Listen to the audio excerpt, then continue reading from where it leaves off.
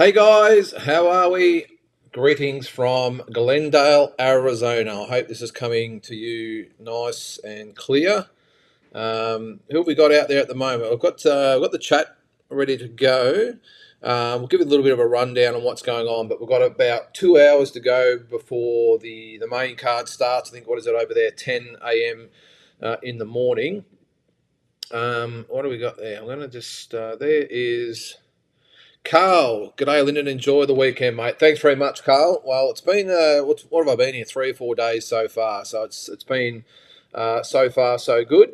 And yeah, look, I hope this stream's coming to clear, by the way. Let me know if it's not. But what have we got there, DJ? Lyndon, have you restored world order and eaten kilos of meat today to make up for yesterday? I did, mate. Look, as I said in the, you've obviously watched the YouTube video. I'm not religious at all, and never really have been. But it's just that one day of the year where you've got to do what you got to do. I was sort of raised that way that on Good Friday you don't eat meat, but I will today, mate. All that I actually ate a fair bit, even though it was vegetarian or whatever you want to call it. But all I've been able to stomach today is a coffee and a bagel. To be honest, I just lose all taste, not taste, but appetite while I'm here. If you haven't been here, American food, it's pretty tough to sort of get your head around. You got to remember, like every single meal is pretty much takeaway. So the first few days are great. I mean, the waffles and the pancakes and the burgers, and then it's like, oh, I think I've had enough of this. So then I sort of live on just very, very basic stuff. But we've got some. Oh, yeah, good. The stream is perfect. Beautiful. I'll go over what sort of happened so far, guys. But make sure if you've got questions about what I'm up to over here. And of course, yeah, any preview questions you've got as well about Liam Wilson, Oscar Valdez. So I got here. Geez, it was when did I leave? Tuesday night in Australia. So I got there obviously the same night. Wednesday was just a nice leisurely flight to here in Glendale. I'm about 30 minutes from Phoenix. So it's a little bit of a drive. And then yesterday was a weigh-in, so it was actually really good.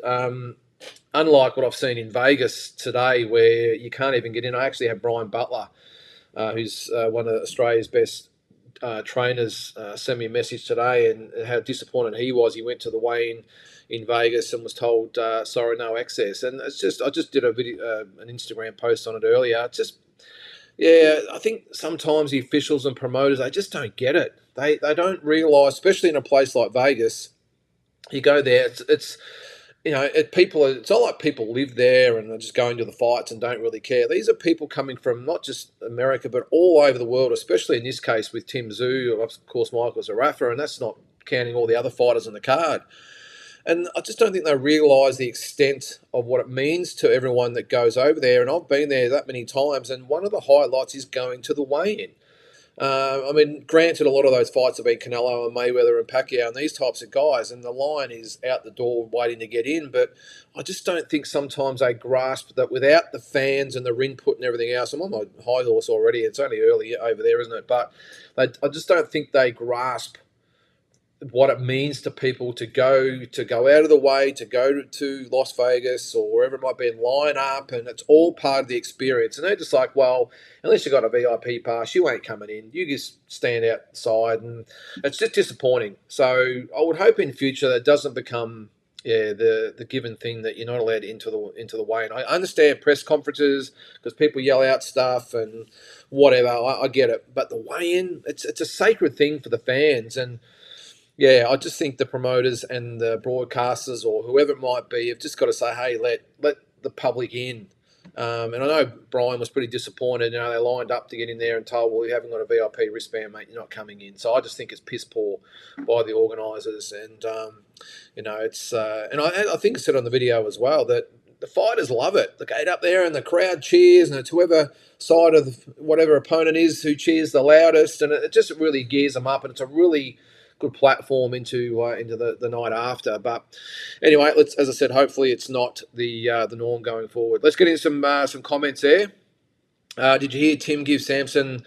I think that's not the way he pronounced, but I get what you're saying there, Carl. Spray. So I did see it, mate. I'm not quite sure. Well, I don't know whether a lot of it's all theatrics or whatever you might want to call it. And I know everyone's sort of getting caught up on the whole thing, but I think I've actually met Samson. I actually had breakfast with him one day. Tony Tolge were over there with the twins, and Tony Tolge knows him really well. He's the manager of Andrew and Jason. We actually had breakfast with him. Really, really nice guy, and I know he has said some things in the past, and I know he's had some controversies, but I don't think really what he said was enough to get upset about. I think Tim's got more sort of things to stress, well, not stress, but to worry about than that. And I know the media really talk it up, and maybe Tim probably should have said it maybe in a quieter setting, if he had the chance, of course, not in front of all the cameras, because, of course, they eat it up, and the Australian media especially, oh, my God. So they'll put it out there in headlines and, the biggest controversy ever and this and that. And Tim confronts Fundora's manager, and it's just, hey, it's not that bad. Who is likely to be heavier for the fight, Liam or Oscar? I've got a feeling that I think Liam might actually be heavier. DJ, I saw him yesterday. I've just seen in the past that he can get up or can put on up to about 7 or 8 kilos.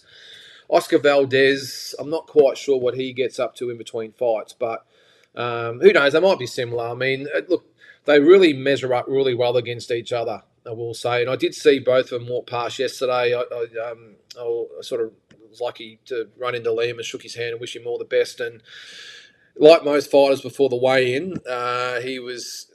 there wasn't much of him, put it that way. And Oscar Valdez walked past, and his face was pretty sunken into the eyeballs or out. Look, it's pretty common in professional, well, not just professional boxing, but boxers in general. But yeah, I don't know, mate. I would probably say Liam, but on the night, I suppose they might be pretty similar. Who knows? But as I said, they're both looking really good, Nick. I would have liked to have seen maybe a few more here for Liam. I will say, I understand that.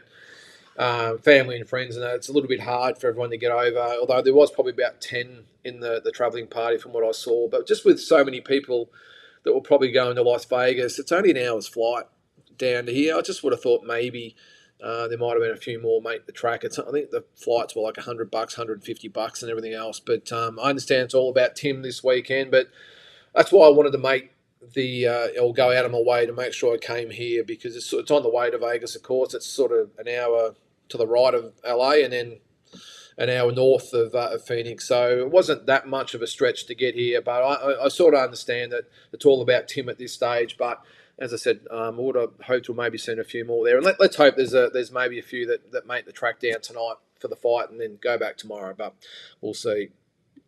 Carl says, I think Tim is taking Glendale advice to start talking up.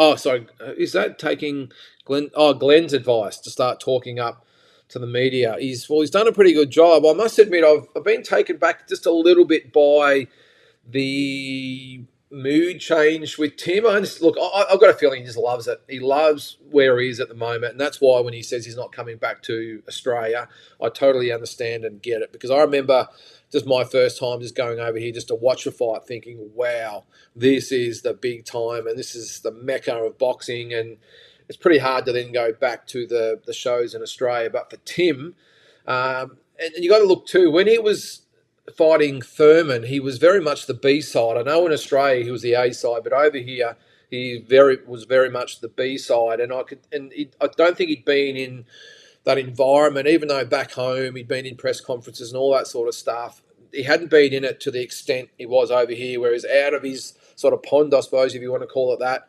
and thrust into someone like Keith Thurman, who's one of the best talkers out there as far as professional boxing goes. And I think we looked and felt, I think, a little bit awkward at the first press conference and struggled, like you sort of do at any level, whether it be sport or whatever. You just struggle when you first hit that elite level, and then you've got to sort of adjust and find your feet. Then when Keith Thurman was out, and all of a sudden Tim is the A side and Fundora steps in, you could just see the whole demeanour of Tim change to the point where now I'm the A side. And then since then, you've really started to see him get a lot more vocal, have a lot more things to say, not take a step back. And we saw that with the Samson exchange as well. But even with the weigh-in, the press conference, everything else, he's taken that A-side mentality really in his stride. And, now I really think he knows he belongs in the environment. And, yeah, he's loving every minute of it, of course. Oh, yeah, Carl, what are the odds there, mate? Sorry. Liam paying $4.20. I've got a lazy $100 on him. Good odds, Carl. It really is. Look, it's for me, look, I won't say it's 50-50. I'd probably say 55-45 in favour of Valdez. You've got to remember this guy's a two-time world champion, very accomplished fighter. I know that Navarrete, both of these guys fought Navarrete, and of course Liam was unlucky to not get the stoppage win. Navarrete pretty much had a shutout against Valdez, but I don't subscribe to the look what he did compared to what he did to the same opponent. You got to remember too, like it or not, Navarrete ended up stopping Liam Wilson. I know he shouldn't have probably got that far, but that's the facts. That Navarrete stopped Liam, whereas Valdez went to 12. So you can throw all sorts of things around. I'm looking at purely on styles, and I think Liam's style is very well. It's going to be hard for Valdez because Liam's got the height. He's got good jab. He's got that whipping left hook. It could be the battle of left hooks when you think about it, Carl, because Valdez has knocked a lot of guys out with that left hook as well, and he tends to just bring it up from the floor and launch it. I know he has scored knockouts with the overhand right as well, but I see the fight as a really explosive fight. I think it goes the distance, even though both guys can punch and had a lot of knockouts on the records and highlight reel knockouts. But I've just got a gut feeling that no matter who wins, it goes to the scorecards. I'm hoping it's Liam, of course. And, of course, I've got my Team Wilson shirt on there, so just flying the flag. But, yeah, it's a contrast of styles, I think. You've got Valdez who's going to come forward. Liam, it'd be interesting to see whether he stands with Valdez or he tends to box him a little bit. You've got to remember, Navarrete was a bit different. He actually came forward against Navarrete and still outboxed Valdez, if that makes sense. So, yeah, it's going to be an intriguing one, Carl. I like your avatar there too, by the way, the boxing kangaroo. Love it. But, mate, great value. If you've got a spare $100 out there, guys, I'll be putting on Liam Wilson at $4.20. So what does that mean Valdez is, Carl? Let me know the odds there. What are the facilities arena like for Liam's fight? Haven't seen them yet, DJ. I haven't been to the arena. It's about a 5-minute drive, I think, from here. So I'm not sure. Is it the Desert Diamond or the Diamond Desert? One of those. But yeah, from all accounts, it's a good arena. They have concerts and all that there, DJ. So I'm assuming it's going to be good. I'll put up some stuff on Instagram and stuff when I get there with some shots and let you know what it's like. But the hotel was good yesterday. A bit of a pain in the ass was to go back to Phoenix because it was a 30-minute drive. So I had the airport to Glendale and then Glendale to Phoenix and back to Glendale. But at least the fights are here anyway. So I was up in two minds about whether to stay in Phoenix and just travel to Glendale. But I thought, no, the weigh-in and the fights will all be in Glendale. And, of course, the weigh-in has to be in Phoenix, doesn't it? So, but, yeah, as I said, DJ, I'll send some pictures when I get there. There's Shamrock. How you going there, mate? Looking forward to following your journey. Enjoy. Will you be able to have a chat with Liam or Ben on camera whilst there? We'll see how we go, Shamrock. Look, I'm not normally the one that, like a lot of the boxing sites are here for interviews and to cover it like a news outlet. I'm sort of here to document my journey and my experiences rather than interviews. I probably could have got an interview with him yesterday or just a quick word, and I chose not to. And the reason I didn't, because he came over to where we were sitting, they sort of had one set of supporters in the back of one corner, and then the other set of supporters in the back of the other corner. So we were a long way from the action, as you probably would have seen in the video I put up. But he came over because his wife was just sitting just a few seats up from me, and his little kids and that were all there. And he came over to say good day, and he hung around a little bit after the weigh-in. And look, to be honest with you, Shamrock, I probably could have got a word, but the guy, he just wanted... you can just see the weigh-in's the best and worst day for these guys. They love it because the work's done, the interviews are done. They can just weigh in and then go eat and drink and everything else and be with the teams and their families. On the other side, it's the worst day because they look like shit, they feel like shit. And I just think at this point, a lot of them are over the interviews, over everything, and that's why I didn't really push the issue, Shamrock. I mean, I have got interviews in the past while I've been on my journeys, but I just saw him yesterday, and I could tell he wasn't in probably the greatest frame of mind for a chat. And even after the weigh-in, after it was all done and he had a drink and everything, he was just sort of over by the yonder. And as I said, I probably could have called out and had a quick chat, but he just wanted to get out of there, mate. And he had probably 6 or 7 interviews lined up before I would have had a chance to even get to him anyway, because there was a ton of press there, I will say, a lot of interest in this fight. There was a lot of press there, so he had to probably do sort of 6 or 7 interviews, and then there's little me down the back saying, "Hey, can I get a word?" So that's probably why I didn't show up. And to be honest with you, there's probably nothing I could probably ask him that hasn't been asked 10 times before, and especially at this point, that the answers you get are going to be just one sentence answers. They've had enough. So we'll see anyway, Shamrock. If the opportunity comes up, I will. Maybe after the fights, who knows? But we'll see. Is this a do or die for Liam's career? Good question, DJ. Maybe.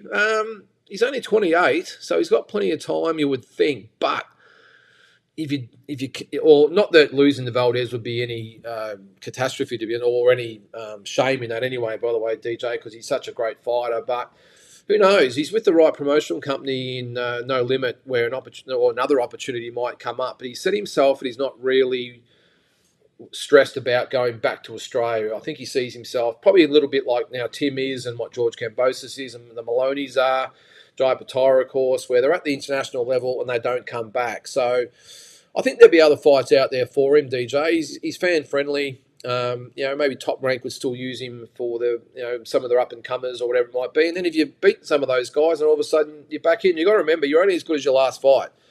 Now, which is the reason why he's got this fight. I know he's had a couple of fights since Navarrete, but that Navarrete performance put him in line for this fight and to make it a world title fight. So even if he loses, if it's a good effort, a brave effort, and he loses in a really, really good fight, there'll be other opportunities for him. There'll be other champions, maybe, definitely some other up-and-comers or fellow contenders that will see him as a viable opponent. So it just depends on how he goes, I think, DJ. If he loses badly, you would probably think it'd be hard to come back. But as I said before, I think it's going to be a great fight. I think it's going to be very well contested. I think Liam's right in it, and I think he can pull it off. But make no mistake, it's a very, very tough fight.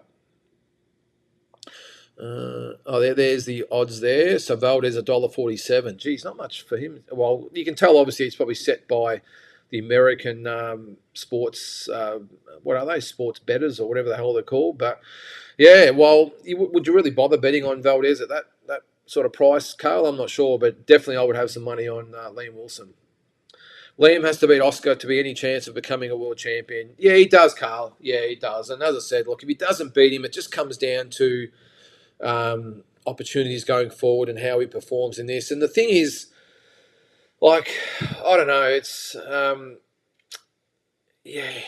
I'm not going to say he can't fight for it again, but it would be hard. It would be hard. And opportunities like this don't come around that often. Now, this was not a title fight, if you can remember. It's only this week that's been elevated to a world title fight. So all the stars align that you've got your opportunity. Let's take it. But I'm not going to rule him out that he'll never get another shot. But it would be pretty tough, Carl. Can Liam realistically only fight at this weight? No, I think he could go to lightweight. Look, who knows? The thing is, if he wins this fight, he becomes a world champion. And we don't know what's going to happen with, say, a George Kambosos in his fight.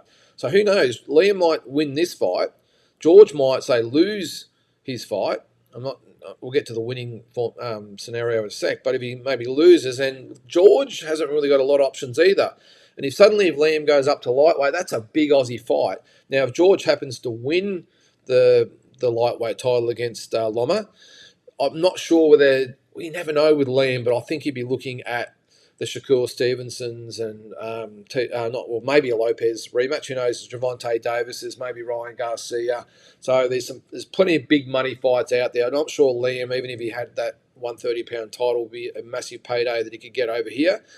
But at least it just makes things interesting. It all just depends on how things work out tonight. But yeah, I think he can definitely fight at lightweight. DJ, I think he walks around, as I said, 7 or 8 kilos above his fighting weight. So, it's only, 2.5 kilos, I think it is. So it's not a lot of weight to put on to go up to lightweight and still be effective. So I think he can do it. I'll just go to that one first. Carl, he can go to 135, but I think 130 is his weight. Yeah, well, even though he does take off a lot of weight, apparently he does do it okay. He's got his own system to make the weight. So, and I think from all reports yesterday, he didn't seem like yesterday. Well, normally when you see a guy that struggled to make weight, as soon as they weigh in, they're into the Gatorades and waters, and they look like death. Liam actually looked pretty good yesterday. Yeah, he was pretty frail, I will say, but no different to any other of the big fighters that I've seen. So, yeah, so I think he would be okay at 135. But why, if he wins the title, why not stay at 130 and maybe clean up that division? There's still some good fights out there for him, and then maybe think about a move to 135. So to move that over there. I love the card. Great fighters on it. Yeah, well, I'm looking forward to seeing the girls, Carl. I was watching them yesterday. They had probably the biggest cheers of anyone on the card. I wouldn't look. I'm looking forward to probably seeing Fernando Vargas's son. He goes okay. What is he? 8-0, 7 KO. So he's always good for some entertainment. And of course the women. I'm not overly familiar with a few others on the card, Carl, but I'll make sure I get over there and check them out. I'm probably going to get there. I think the card starts at 3, which is actually it was about an hour and 20 ago the card started. But after this, I'll go over there and I'll probably get there about halfway through. And I'm not sure, is the card started over there or is it starting at 12, guys? That's what I had the impression that it was, but let me know. Who wins out of the women? Yeah, well, good question. I think... what's her name? Is it Sinise? Let me know, Carl. I haven't got it in front of me. DJ, the champion. Anyway, I saw her fight live in Vegas last year when I was there for Crawford and Spence, and she fought at the Palms, and very, very impressive. She was the main event there. What is her bloody name? Anyway, I think the champion wins.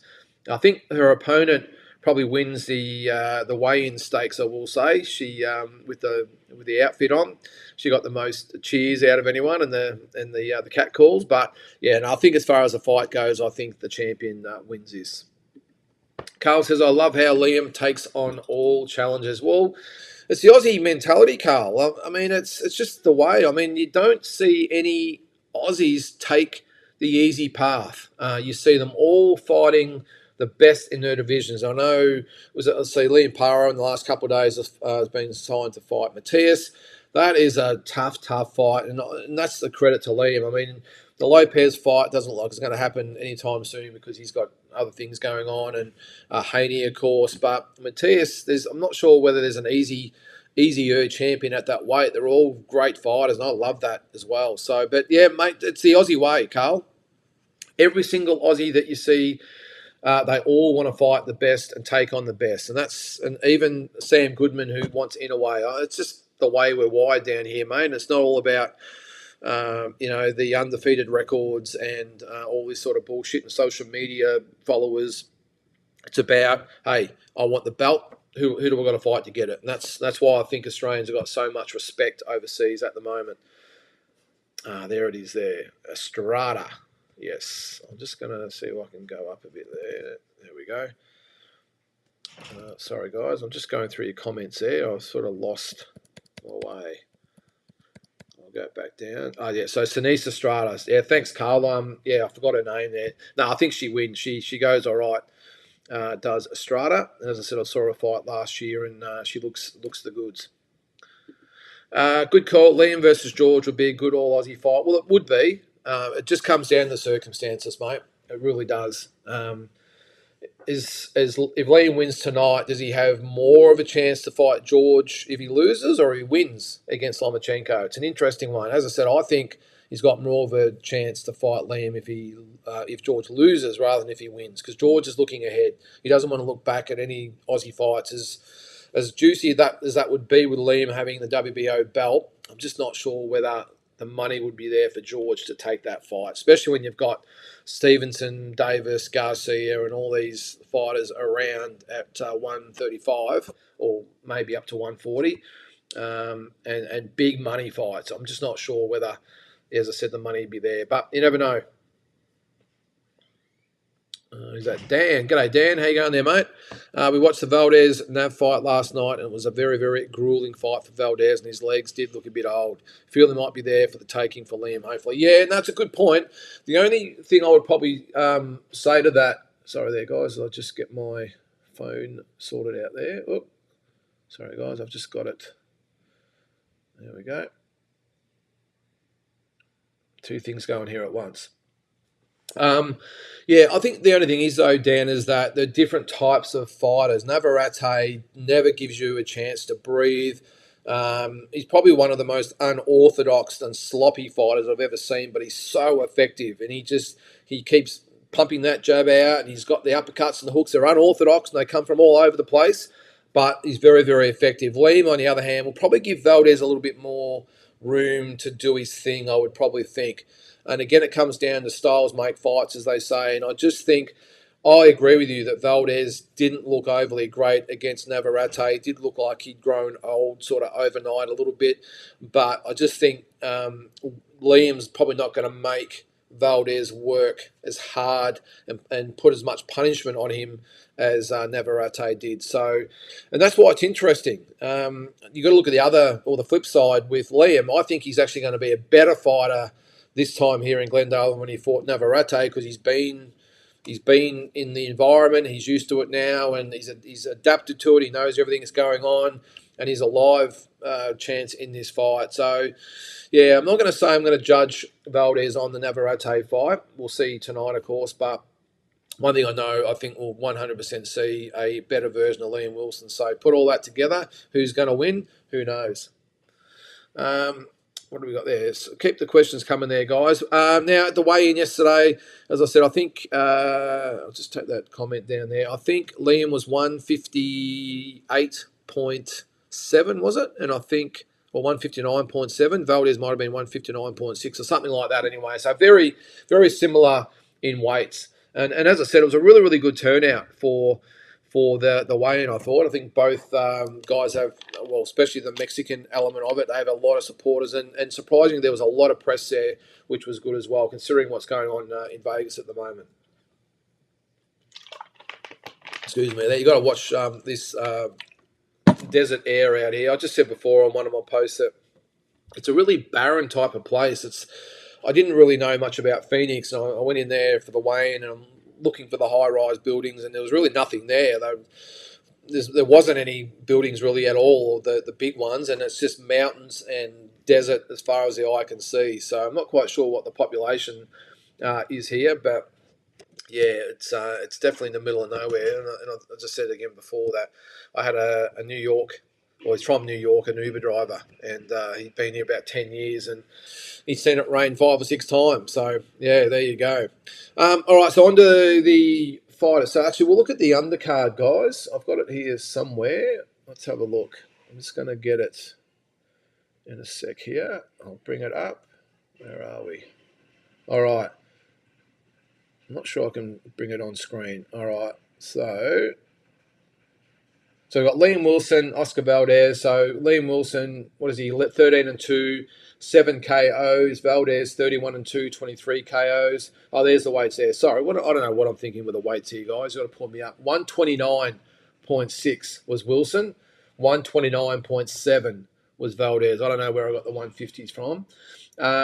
So the undercard is Senicia Estrada, 25-0, 9 KOs. She's fighting Acosta Valle, who's 30-2, 9 KOs. So that's for the undisputed minimum weight title. So that should be a really good one. The other one is 10 rounds at 140, so junior welterweight. How do I pronounce that? Zolizani Dongini, is it?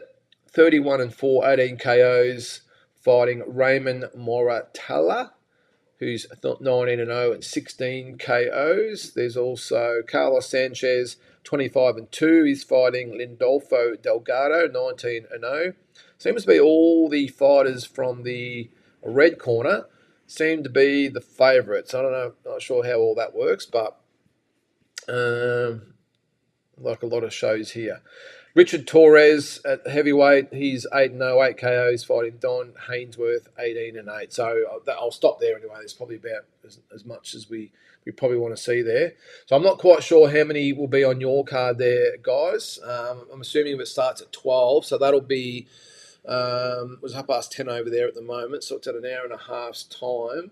So it'll be about 6 o'clock. So yeah, I suppose that'll be the main card here. So you probably get maybe 5 or 6 fights. I hope so anyway. I hope it's not too late at night as it goes anyway. What do we got there? All right, let me know as well, guys. What did we make of the fights on, was it Wednesday? I did do some clips about it with Jalen Tate, Taylor Robinson. What did you think of the No Limit? Wasn't No Limit. It was Ace Boxing and the 7-mate thing. So let me know that as well. Seems to be an issue with the Aussie judges at the moment, doesn't it? I'm not quite sure what's happening, but I think there needs to be some input into that as well, I would think. All right, let's get some more comments. Watch this Emiliano Vargas kid. I think he's special. That's the son of Fernando Vargas. So, yeah, I think I have said on here before, I watched him spar once against Jorge Linares when we were in Vegas, and Jorge Linares really went after him and his two brothers, and all three of them stood up really, really well. Tough kids. And I like him as well. He's got a lot of charisma about him. Speaks really well. He's got the flash outfit, the gold chains, the sunglasses. So it definitely takes after his dad. But yeah, no, it should be a good fight. I'm not sure who he's fighting there, Carl, but keep a look out for him. Shane, Liam has been making weight reasonably well over the last few fights. Seen him very dry a couple of years ago. Looks good yesterday. I thought, yeah, as I said, Shane, I thought he actually looked really good. Like all fighters do before they weigh in, they look like death most of the time. But what you see with him, as soon as they have something to eat and drink and they can relax a little bit, you just see them just come back to life. The colour goes into their face, and they look $1 million. He'll be fine tonight. No dramas at all. What's that? Carl starts in about an hour or so. Okay, so it's 10:30 in the morning over there, isn't it? So I thought it started at lunchtime. But either way, I'm sure you'll get a good amount of fights anyway. All right, so yeah, he did look good. Did Carl? Sorry, I've missed a few comments there, guys. I'll keep going back.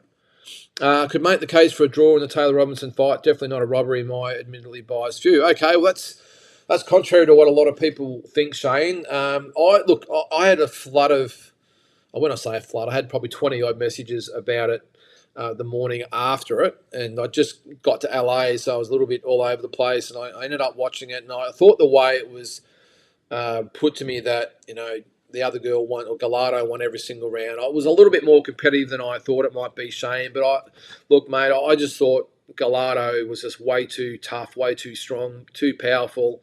And I just don't think Taylor, I'm not quite sure. I know you probably don't want to hear this, Shane. I'm just not quite sure whether Taylor's at that really elite level. It takes more than just some flashy footwork and some fast hands at this level, unfortunately, mate. I like Taylor. I think she's got some really, really good moves, some really good ability.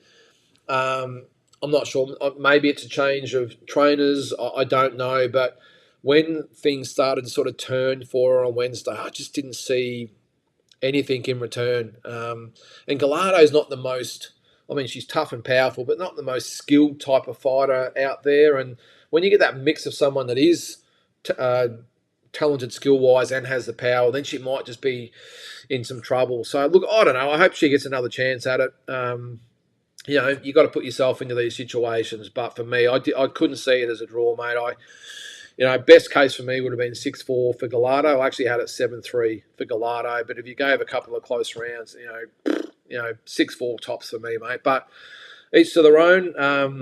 Look, the one thing I think we've got to look at is that Australian boxing judges, there might be a bit of an issue with it. I did see a really good post by Lincoln Hudson on Facebook yesterday. It made a lot of sense, and he's been around a long time, Lincoln. And when someone like him says we've got some problems, then you take it seriously.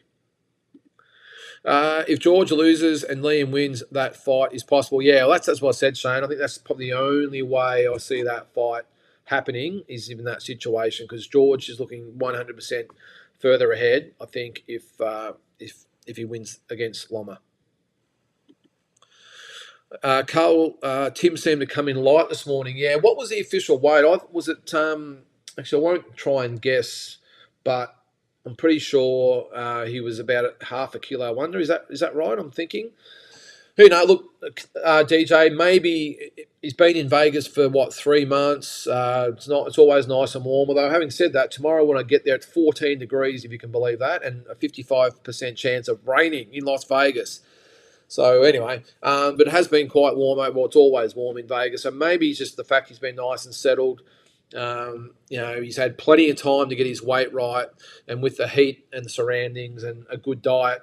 Obviously, he's got his chef here with him that he's just done it comfortable this time. So, I wouldn't read too much into it. He's coming a little bit light. Sometimes you're talking half a kilo, which is a pound. That's how limited, how the difference can be. So it could be anything, but I don't think it'll play too much of a drama or a part in it. Jules, how's it going over there? Really good, mate. I appreciate your vlogs are now incorporating political commentary. Did I put something political up? I'm not sure I did. I agree, I haven't said anything with wheels shouldn't be allowed as carry on. Well, that's political, mate. I'm getting 100% political. It's my pet hate. You get my thing's always been, if it's got wheels, then check it in at the check-in. It shouldn't be on there. So I always try and check my bags, but I don't like it, Jules. I just hate when you get, and it takes them ages to load everyone up because, of course, everyone's looking for things for the overhead compartments, and they've got to get them up, and then they've got to put them down the back, and they go down the back, and there's not enough room, so they've got to come back up the front. It's just a nightmare. And then getting off, especially if you're down the back, it takes ages to get off. So I've flown a lot of times, Jules. I am definitely a frequent flyer, put it that way, and I've got a few pet hates. One is when they all just, as soon as the plane lands, everyone stands up and crowds the aisles and doesn't let anyone else get up. And just back on the bag situation, I've got to admit sometimes I'm tempted not to actually help people get their bags down. If they're stupid enough to carry them on the plane and put them up, then get it down yourself. I say that, but I always help. But anyway.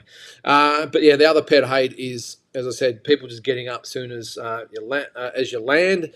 And another really pet hate on top of that is when sometimes the flight might have been a little bit delayed.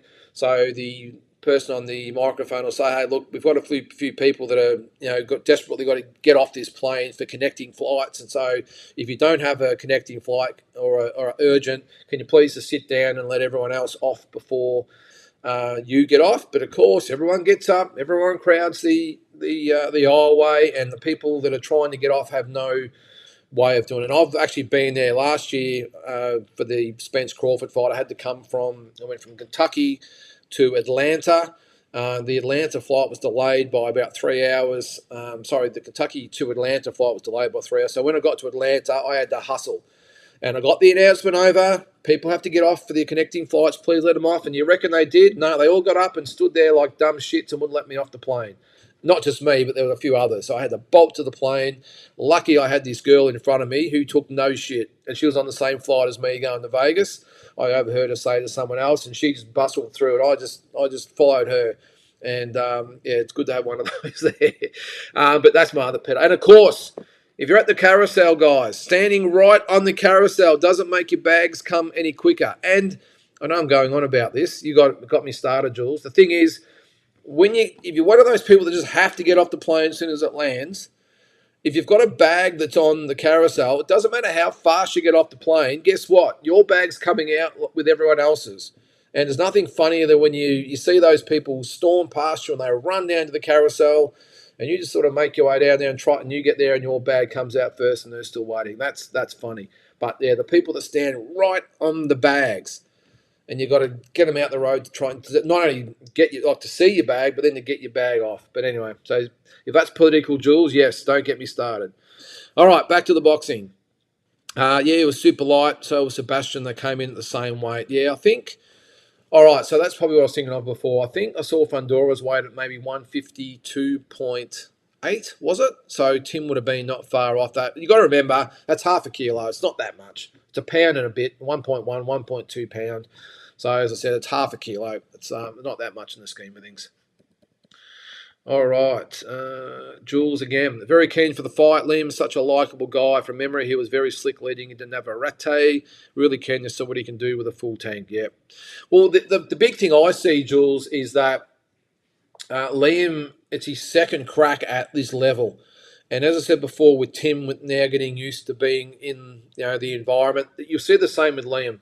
One thing I did see yesterday was him with the blinkers on, not getting caught up in everything. There was not a lot of trash talking going on, and the hoo-ha. It was just get the flag on, face off. And Valdez is a very respectful guy as well. He doesn't really push that either. So I just think Liam this time, he knows what he's in for. He knows the arena, he knows the ring, he knows the crowd, probably the same crowd that was there for the Navarrete fight, and he's just very comfortable in it. And from what I saw yesterday, he's nice and relaxed, ready to go. And I think he's going to put on a great performance tonight. But make no mistake again, Oscar Valdez is a very, very good fighter. You don't become a two-time world champion by luck. And it's going to be a tough fight. Raymond Muratalla is a good fighter. Okay. All right. I haven't really seen much of him, Carl, but I will tonight. I must admit, I used to, with all the undercards, I used to be one of those fans that was there and I knew every fighter on the card. And I must admit, as I've sort of gotten older and a bit crankier, I suppose, I don't really follow the undercards as much as I probably used to. I'm more focused at the top end and sort of go down that way. But I will have a look at him tonight, mate. Some really good prospects on the card. And that's what I like about Top Rank. They always have they have long cards all the time, but always good 50-50. Well, I won't say 50-50 because a lot of them feature the young prospects, but they're always sort of 55-45 or 60-40. So the opponent's always in with a chance, is what I'm saying, and they always sort of put on good shows. Is that Jules? Do you think Liam's power has proven to translate to his level, or will he need to outbox Valdez? I'm worried about what happens on the cards if it gets to that. Yeah, we'll be worried about the cards, Jules. We always have to be worried. And I'm not just saying it's here, because as we've seen in Australia, it's the same way. Any travelling fighter against an established fighter or the A side, whatever it might be, is always up against it. Let's face it. That's just facts. And that's anywhere in the world. Anywhere in the world. Not so much here in America, I don't think, because they have so many international fighters come over. But I would think the fact that it's more so that Valdez is the established fighter. He's been around so long, obviously very well known, two-time world champion, been in some massive fights. So he is the one the judges are probably going to focus on. So Liam's really got to get their attention away from Valdez and onto him. What'd you say? Can he? I think his power will be fine. I mean, he dropped Navarrete. Was that at featherweight or was that at 130? It would have been 130, wouldn't it? Surely, yeah, it would have been. No, I think if he can drop Navarrete, he can drop Valdez. But I think he can also box him. Liam's got some good boxing skills, and I think he can outbox Valdez. But I've got a feeling at some stage he's going to have to really plant his feet and let Valdez know he's there. I think if he just tries to box him all night, that's going to be right into Valdez's hands. I think he's got to do a combination of both. I think he's got to box, but then also plant his feet when he can and let some of those big hooks go, because Valdez is a type of fighter. He keeps creeping up on you, creeping, and then he likes to bowl over those overhand rights and the big left hook. So he's got to mix it up. Yep. I don't think he can do one or the other. If he boxes, he's in trouble, and I think if he just stands there and slugs, he's in trouble, because Valdez will love that. I think he's just got to do a bit of both. And if it gets to the cards, Jules, yeah, I am worried. But it is what it is. I think to win, he's probably got to win 7 or 8. Well, you got to win 7 anyway to win, don't you? 7 rounds to 5. But I think he's probably going to add the extra round, win 8 out of the 12, and that would probably either get him a draw or a 7-5 win. But either way, he's got to be comprehensive about it, and I think he knows that. His team knows that. But one thing you'll see with Liam, as you've seen so far, he won't die wondering. He'll go out there and give it everything, and go out in his shield. Torres is a fun fighter to watch. Geez, Carl, you know all these undercard fighters. I should get you on here to as the preview, mate. Good to see 2 Townsville boys have wins. Who are the Townsville boys, Carl? Fill me in. Who comes from Townsville? Let me know. Very winnable for Liam. Really hoping he can keep it together, listen to Benny, not just lose it and start banging. Yeah, it's like any fight, isn't it, Shane? That you listen to your corner, the odds are you're going to have more than a better chance of winning. Liam has shown that he does listen to Ben, and look, I did have a quick chat to Benny yesterday. Not so much about strategy or anything, but I would think the plan would be, as I said before, is to box him smart. But when you get a chance, you got to let him go. Maybe get into the second half of the fight. Valdez is dangerous early, but we have seen he tends to uh, unwind, well, not unwind, but run out of gas, in the second half of the fight. We've seen that a little bit. So that's probably when Liam will probably look to step it up and really start to throw some bombs later in the fight. But as I said, I just think he's got to mix it up as much as he can. Box, bang, box, and then bang. I just don't think he can do one or the other. That's going to be right in the Valdez's hands. And Valdez, again, great champion, and he's not going to let Liam take that belt without a hell of a fight. And that's why I think this has Fight of the Year written all over it. Jules, Tate very lucky to survive on the split decision. I believe it was Phil Holliday who scored in favour of Espinoza. I thought that was strange from the former high-level pro. Maybe that's probably why he voted for Espinoza, Jules, because he didn't have the Aussie glasses on. Now, I thought Jalen Tate did enough to win. I know there's been a fair bit said on social media that Espinoza, and I think I might have called him Fernandez or something, everything except Espinoza I called him the other day. I don't know what I was thinking, but because I watched the fight for 10 rounds and couldn't remember his name. That's how well I'm going. Yeah, look, I don't think Espinoza won the fight. I thought Jalen Tate, up until the 8th round, he's pretty much won, I think, 6 rounds out of 8, I would have thought. The 9th round was interesting because I know Espinoza would have got the 10-8 round. I think it should have been a 10-7 round because the second knockdown that occurred, I think it was Jalen Tate was off balance or he slipped, whatever way. I don't think it was really the punch that caused him to be knocked down. But according to the rules, he got clipped. Nothing else happened. He got clipped and went down. So it should have been ruled a knockdown, which would have meant it was a 10-7 round. And I thought Espinoza won the 10th round as well. So on that, what I have 6-2, had it 6-4 with the knockdown. I think Jalen Tate wins by a point. But with the 10-7 round, it would have made it a draw. So, yeah, as I said, I don't think Espinoza won, but Jalen Tate, I won't say he's lucky to survive. I think,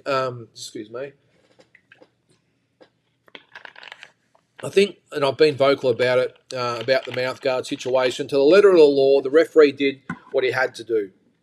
Jalen Tate lost his mouthguard, was it once or twice, whatever it was.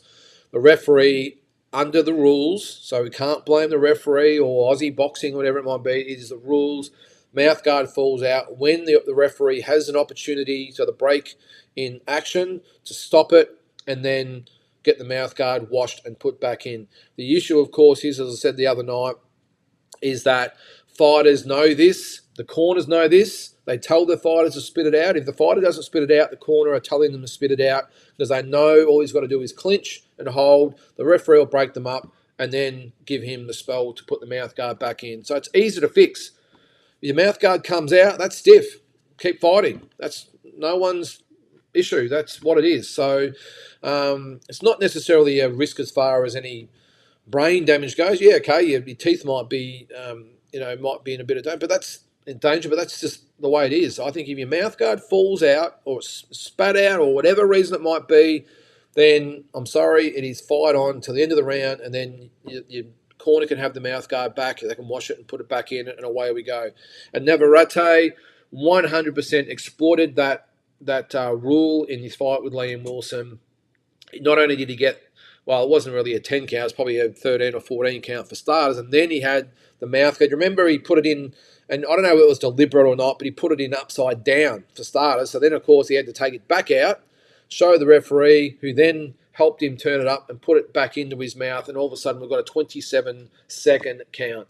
So to eliminate that, very, very simple. You lose the mouthguard, box. Let's keep going. So that's my thoughts anyway. But Phil Holliday, yeah, look, I'm not going to dispute his card. He threw it the way he did, but I didn't think Espinoza won at all, mate, but it was close. Lewis Chadwick, impressive over Benny Horn. Yeah, he didn't look too bad, Carl. Has he been mentioned as someone that might fight Nikita Zoo? Everyone else has. Maybe they could put him in there with Nikita, although he's obviously now with the opposition, so I'm not sure how all that works. But yeah, no, he looked okay. I think he's still got a long way to go, but Ben Horn is no slouch. He's tough. He's awkward. Always comes to fight. So it was a good win by him. And to stop Ben Horn is something Nikita Zoo couldn't do, even though it was a couple of years ago. I think it might be a different story now. But yeah, no, he looked okay, Carl. But as I said, still a long way to go. But at least he's on the right path. And maybe Lewis Chadwick, Dylan Biggs might be a good fight at some stage. But at that weight, there's so many really good fights for all concerned. So the 154-pound division, when you look at it, especially if you're no limit, and Glenn Jennings look at Nikita Zoo, there's probably 10 fighters they could probably fight that would all step up. And that's probably at least 10. There might be more. But, yeah, it's a good division. Jalen Tate got his chin checked and fought through it. I think he needs to drop the showmanship and fight at the world level. He'll get found out quickly. Well, sometimes, Carl, you got to learn the hard way, and I think he did. He pretty much had every fight so far. He had his own way. Been able to do what he wants to do. He can get away with the flashy stuff, and as it showed last Wednesday, that at this level, and Santiago, what was his name? Was it Espinoza? I was going to call him Santiago for some reason. And Espinoza's not really at that really elite level either, but I think it was a good wake-up call for Jalen Tate to say, okay, all right, I got my chin checked, I survived, I've got through it. Every fighter has to go through those situations on the way up, and he did it and did it in style, I thought, and used the tricks that he had to use and legal tricks to get through. So I think he would have learned from it, and I think, Carl, you might see him going forward. He might just temper down the theatrics a little bit, and we might see him get a little bit tighter with the defence and a bit more focused. All right, we'll go through some more comments there. Jules agrees with Carl about Tate. All right. If Liam wins, he'll want more American and other fighters. I think if they both lose, that fight can happen. Yeah, well, it's just anything can happen in this sport, Carl, as we've seen. And, it's who knows. I think Liam, again, has shown, I think apart from the George Kambosos fight, said he doesn't want to go back to the Australian circuit. Look, who knows? Maybe... Look, something. I think they always say that, but sometimes you've got to go back to the Australian circuit to get a comeback fight or whatever you might want to call it. But I think no matter what happens tonight, if he wins, of course, he moves on. If he loses, and it's an honorary loss, if you want to call it that, and he's still at the level, I think he'll stay there. And top rank, they'll want all action fighters for their cards, and I think he's still a chance to be on those cards. But with George, yeah, I mean, as I said, is it better if they both lose, if they both win, I think if George wins and Liam loses, well, you can scrap the fight. But if Liam wins and George loses, then maybe there's a possibility. But I don't know, Carl. We're grasping at straws a little bit at the moment. You've convinced me, Lyndon. From now on, I'm not helping anyone get the bags down. I probably shouldn't have said that, Jules. I did say I was tempted not to help them with the bags down, but I always do. But I mean, I saw a family go through. There was the father and the mother, of course, and I think there was like 4 teenage girls, one after the other, and they all had bags that I swear were about 1 metre high and about half a metre wide, and they were big bags. And of course, they marched past. I'm thinking, I got a tiny little bag. I could have easily had carry-on, but you know why I didn't carry on? Because I hate wankers that have carry-ons with wheels. So I thought, I'll do the right thing and check my bag, even though it's only like this big. So I checked it because I didn't want to be one of those wankers. And then I get 6 people walk past with friggin' suitcases. I don't even know how they got them on the plane, let alone up in the compartments. But yeah, no, don't do that, Jules. Be a gentleman and help people down. But if it's a male, let them do it themselves. You get a lot of businessmen and that think they're all above everyone sometimes, and I hate it. Perhaps your previous trainer should have brought up luggage and wheels just prior to the bell for round 5. Look, DJ, I'll just say, and I'm sure anyone out there that's watching either live or after the fact, I'm sure you can agree with me, there's nothing worse on a plane than what I said before, especially the ones with the luggage. Just check them. And I actually outdid myself by $30 American, by the way, because when I checked if you voluntarily check your bag, It's $30 American. So you may as well say, what's that? $50 Australian to check your freaking bag. As soon as I pressed, and I should know this by now, having flown so much, but as soon as I did it, then it came up and it said, if I had I had 0 check bags, and I just had carry on. The option then comes up, do you want to check your bag for free? So of course, stupid me forgot about that. I could have said should have put in that I had no check bags. I just had a carry-on bag. Then got to the field that said, "Do you want to check your bag for free?" And I should have done that. So that's what I'm going to do when I fly from Phoenix to Vegas and Vegas to LA. I'm going to say I've got no check baggage, and even when you get to the counter, they often say, "Look, do you want to check your bag for free?" So there's a little Lyndon's tips for you. If you've got a little carry-on bag and you want to check it, don't check it. Wait for them to ask you to check it for free. But yeah, don't be a luggage wanker, guys, please. Don't stress. You're in business class. Just ask for another hot towel. I didn't get a hot towel, Shane. Didn't get one, mate. So that's Qantas business class for you. Had to make my own bed, Shane. That's how bad I'm going at the moment. Geez, that's first world troubles, isn't it? When you've got to make your own bed in business class. But anyway, that's my wife, Tara. Hey, babe. Lyndon says that, but literally every single time we help someone, I do help them get their bags down.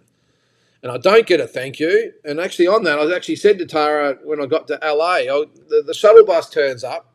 I know I'm getting way off topic here, guys, but we've got about an hour before the telecast starts over there. So we've got a bit of time to kill, if you want to, of course. But the shuttle bus rocks up. And mind you, this couple turns up, pushes in front of me for starters. I'm first in line. They just decide they're going to push in front of me. And I'm like, well, whatever. Okay. So they get in. Now, the husband had 2 massive big suitcases.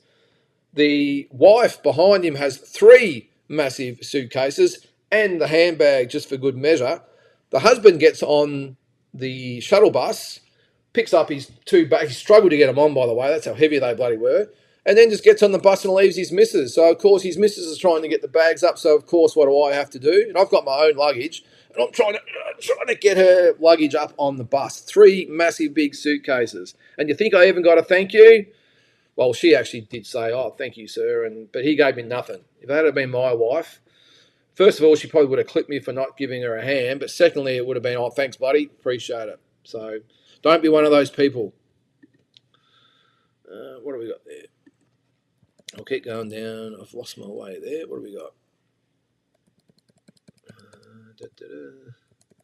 What are the comments there? I'll keep going. Sorry, guys. I've just lost my place.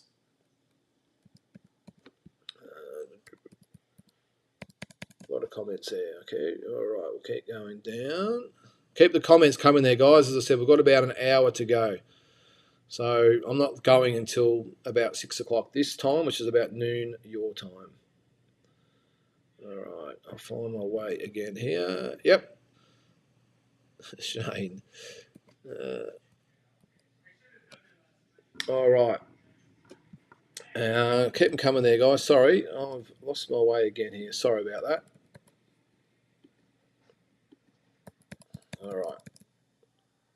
Bear with me for 2 secs. I'm almost there. A lot of comments coming through. All right, here we go. Finally back on track. Liam needs to put on a clinic. No easy feat against a former tried and tested world champion in Oscar, mate. 100%. This is the thing. As I said before, mate, no mistake about it. Oscar Valdez still has some stuff in the tank. He's a 2-time world champion. He's going to be a very, very tough opponent for Liam Wilson. And if Liam Wilson wins his fight, then he is, for me, the best 130-pound fighter in the world. This is for the championship, if you ask me, as the number 1 guy in the division. That's arguable, of course, but I think Valdez is aside from Navarrete, is the top in the division. I might be wrong, but yeah, I don't know. All right, new comments. There we go. That's how I should do it. All right. Now I need to go. All right. All right. There it is. Jalen Tate, Lewis Chadwick from the... Oh, sorry, Carl. Jalen Tate and Lewis Chadwick from Townsville. Okay, there you go. Nice place, Townsville, I will say. Spitting the mouthpiece is a pro move. Never rotated it against Liam. Well, as I said, mate, him and his corner knew 100% what they had to do, and they did it perfectly. They really did. And that's why I said stiff. If your mouth guard falls out, then sorry, we move on. Shamrock, I saw bruising and swelling on Liam's left hand at the press conference the other day. That's interesting. Shamrock, very perceptive of you. I didn't actually see that, mate. I haven't heard anything about that. Who knows? Might have just been, some wear and tear on his hand. But that's interesting. Bruising and swelling. I'm sure it'll all come out in the wash, mate. Shane, I've known Phil Holiday for a long time, and you can disagree with him, but he will always call things away, honestly sees things. He's got a very admirable character, that fella. I agree, Shane. I've got a lot of respect for Philip Holiday as a fighter and an official. I'm in tears every time it blows up about baggage. I'm just going to keep moving on with that one. I'm sure, like everyone out there that travels a lot as well would agree with what I'm saying. I need to almost have a guide to traveling on planes. I think it's so many things that piss me off, and I'm one of those guys too. I must admit, especially when I'm by myself, I'll just grit the teeth and say some nice little words inside my head, thinking you. But anyway, I never show it. I try and be a gentleman. But we need more manners in the world, I will say. We definitely need more manners because people just seem to lose it when they fly. They're all impatient. They're rude. Anyway, I couldn't be a flight attendant, I can tell you, what they have to put up with. What's that, Jules? For the record, I think Phil is one of the best refs in the country. Just thought it was interesting that he saw the fight so differently to his colleagues. I think he was almost the closest, to be honest, though, Jules. I can't remember what the other cards were. What was it, 90? Oh, no, sorry, I'm thinking of the Taylor Robinson fight. I can't remember what the scores were. I thought, was it 96, 93 was one, I think. I can't remember what the other one was. But anyway, it was I thought he did a good job. What's this? The Blues are looking the Blues are looking good so far, mate. Yeah, I did watch them last night. Tassie Devil, and yes, and it is time, by the way, for the Devils. I think they could have done a bit better with the jersey, by the way, Tassie Devil, I will say. I liked the logo. I just thought they could have got a bit more creative with your Guernsey, mate. You know, it's just what you've got on your thing there. It's just the map with a big T in it. How about we get some lines and lightning bolts and all the other stuff going on there? I reckon that would have been a lot better. But anyway, no, they didn't look okay, mate, but they didn't sort of beat much, I don't think. North Melbourne is still in very much a rebuilding phase at the moment, aren't they? But we won by nearly 10 goals, and that's all you can do. So go the Baggers. Rowan, absolutely backing the Aussie, but hate to think that I think Liam's going to get stopped late. Okay, no, that's cool, mate. That's your view, and I think that look, it's actually good to hear someone actually, speak like that. We all want the Aussie to win, of course we do, but we have to be realistic. And if your view as a boxing fan, you think he's going to get stopped, well, then that's your view, mate. Look, I don't really know what to expect. I'm hoping Liam wins, but if I had to really look at it, of course, Valdez for me would be the favourite. He would be the favourite. So, but I'm, of course, as I said, hoping Liam Wilson wins the fight. But it's a tough fight. It really is. Can he do it? 100% he can. But will he? We'll see tonight or today over there. What's that? Lyndon's come follow me book to be released soon. Oh, I think I should, mate. Maybe I should do vlogs. There are some of my favourite YouTubers are actually just guys who just fly. That's all they do. I love it. And I actually get tips from them. Before I actually go away, I'm always YouTubing different things and places and things to do. And some of the best ones I follow, that's purely all they do. And they have so many views that's what they can do as a living. They fly and they're all masters with the points. I'm not sort of there yet where they can do points and all stopovers and all this other stuff to get really, really cheap flights. I'm not really into that sort of stuff. But yeah, some YouTubers, that's all they literally do is fly all over the world and put it on YouTube and make a living out of it. Be a good life, wouldn't it? Maybe I will bring out a little book though, Carl. What do you reckon? Or maybe I need some of you guys to come and keep me calm. All right. Where are we? Sorry, almost blocked you there. Sorry, Carl. I hope you're still with us. Keep the comments there. For some reason, it keeps going up to the top, guys, so I apologise about that. All right. Hang on, where is it? That's DJ.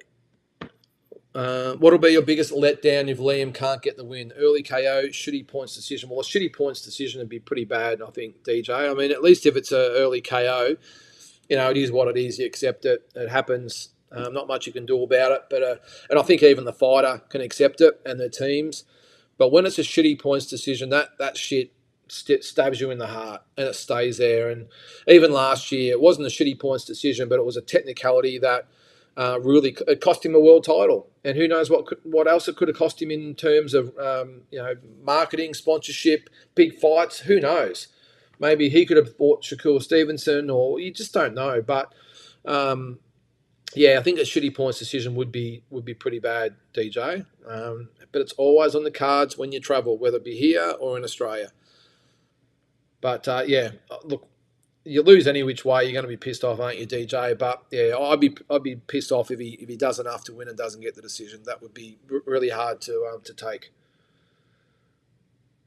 Rowan, enjoy your time. Love seeing the daily updates. Gets me excited to do a trip one day in the future. Yeah, well, I haven't sort of done daily ones here so far, Rowan. I'm going to do one today, a fight day video. Of course, if you haven't seen it, check out episode 1. It's on YouTube now. But so that was sort of a 3-day sort of window. It was just the travelling and getting here and everything else. Today will be the fight day video. Tomorrow will be fight day in Vegas, and I might do one to wrap up or whatever. But I am here for another week after Tim's fight. But I'm going to do a little bit of tracking out to the Grand Canyon and Boulder Dam and that sort of stuff. But I don't think anyone's really going to want to see my travels there. So I'll just do a wrap up. Remember, too, I probably won't do a preview tomorrow for Tim and Zarafa, both in Vegas. But hopefully I'll be able to get to do a review straight after the fight to let us know your thoughts out there. And there will be a review tonight, guys, or today your time. So straight after the fight, give me an hour or so to come back, and we'll jump on and have a chat about it if you've got nothing else to do on Easter Saturday. And happy Easter to everyone out there, by the way. And Rowan, to answer your question, mate, if you get the chance one day, 100% do it. I know it's tough out there and it's not cheap and all that sort of stuff, but if you ever get a chance to do it, mate, keep looking at the Linden travel tips, and I'll let you know when the flights are on special, mate. Book it. Because I think I did for this. At one stage, they were like $1,200 return to LA, which is just unheard of. So, but if you can do it one day, do it, Rowan, and we might have to get a bit of a travelling party together one day, and we'll all come over together. Would like to see a top 10 pound for pound travel essentials. Yeah, well, I'll put it on the list there, Jules. Yes, good idea, Jules. Maybe I'll do that. Lyndon's travel tips, the do's and do nots on international travel. I forget to say one of my kidneys, I'm joining you on the next trip. Well, mate, anyone is more than welcome to come. As I said, we might have to do a travelling junket one day. We'll put together a bit of a tour. We'll organise it and all come over together. And I think it's good, especially if an Aussie's fighting over here. The more the merrier to come and support them. I think I'll be the only one in the crowd with this top on apart from Liam's family. But I'm sure at Tim's fight tomorrow there'll be a shitload of Aussies there. But I've got a feeling I might be the lone Aussie in the crowd tonight. Can you give us an idea on costing? Okay, yeah, I know I can. As I said, if you get it at the right time, it can be, well, everyone's definition of affordable varies, I suppose. But as I said, mate, it was about $12 to $12.50 return to LA. It's probably another $150 return or $250, whatever, to Vegas. That's $1,500 for a return trip to Las Vegas. It depends on what time you're there in Vegas for accommodation and where you want to stay. Look, I've stayed at some really flash hotels and I've stayed at not so flash hotels, and I've never had a problem with any of them. I refuse to stay at the real top end ones, I will say, like the Bellagio's and all that stuff. That's ridiculous. You're never even really in your room. Why bother paying that amount of money per night? One of my favourites to stay at, I will say, Carl, was used to be the Hooters, and it's not like you would imagine. It's a restaurant chain, Hooters, but I had a casino as well. It's now the Oyo, I think. I stayed there for like $100 a night. So it's quite cheap, and it's straight across the road from the MGM Grand. But there's plenty of really good little ones around. So you might get a hotel room for $2 to $250 a night. I'm just thinking on average. So if you're there for a week, you're looking at about another $1,500. Let's say even $2,000. I would say. So what's that? 3.5. Then you got your fight ticket. I would say if you had $5,000, that would pay for flights, accommodation, your ticket, and unless you're a big gambler and drinker, that should do you for food and drink as well. So if you're out there and you're thinking about going, I'd put about a $5,000 around $5,000 on it if you go at the right time. So that's probably what I'm thinking there, mate. And I don't know, again, if that's the definition of affordable for everyone out there, but for $5,000, I don't think it's that bad for everything. Got to say, Zarafa looked to be in brilliant condition on the scale this morning. Yeah, he did look pretty good, Shane. I've been really impressed with Michael Zarafa, I will say, in the whole lead up to this fight. I know he got a little bit of flack for not going to the press conference and probably been a bit more low-key on the socials and all that sort of stuff, but I don't see anything wrong with it. He's not one of the main fights on the card. Well, I suppose technically it's a world title fight, but if we're being honest, he's probably third, if not even fourth, on the list of importance, I think, on the card. Let's just say third. So I think he understood it's not going to be about him. It's about him. It's about Tim, of course, and Rowley and Cruz on the undercard. They're probably the main ones. So I think he's taken the opportunity just to lay low and do his thing. We'll see what Nonito Donaire has done for him. But I'm with you, mate. I thought he looked really good on the scales. No doubt, I think he'll put on a career best performance tomorrow night. Is it enough? Well, we'll see. I still think Lara has enough to beat Michael Zarafa. But like everyone, I hope Zarafa wins and brings another world title back to Australia. How have you been treated as an Aussie over there? Always very well, DJ. Most Americans love Aussies. They're a little bit intrigued by us. I must admit, sometimes I talk and they look at me like I'm a bit of an alien. Depends on where you go. The main touristy parts, no drama. They get people from all over the world. You're no different to a POM or whoever else it might be. So they'll treat you nice, but when you get out of the main centres and you go to the little towns and they don't know how to take us, mate, to be honest. They're all nice and friendly, I will say, but you've got to slow down and talk slowly and maybe repeat yourself every now and then. But, Aussies are always very well treated over here and accepted. Did anyone catch Tim Zhu wish from the bottom of his heart that Zarafa gets the win? It was good to see. Michael been through a lot since the Newcastle debacle. Didn't see that he wished it from the bottom of his heart, Jules. That's very surprising. Look, and I think Michael said some good things about Tim as well. And, I don't think they think the world of each other. Don't get me wrong on that. But at the end of the day, they're just people. They don't know each other. They think they know each other, but they don't. They know each other through the boxing circles, and both of them are lovely guys. So I'm sure if it wasn't for boxing, they'd actually probably get along really, really well. But if that is the case, Jules, that is good to hear. Because as I said, even though I don't think Michael beats Lara, I hope he wins. He's an Aussie. He's fighting for a world title, just like tonight. Whether you think Liam will win or not doesn't really count.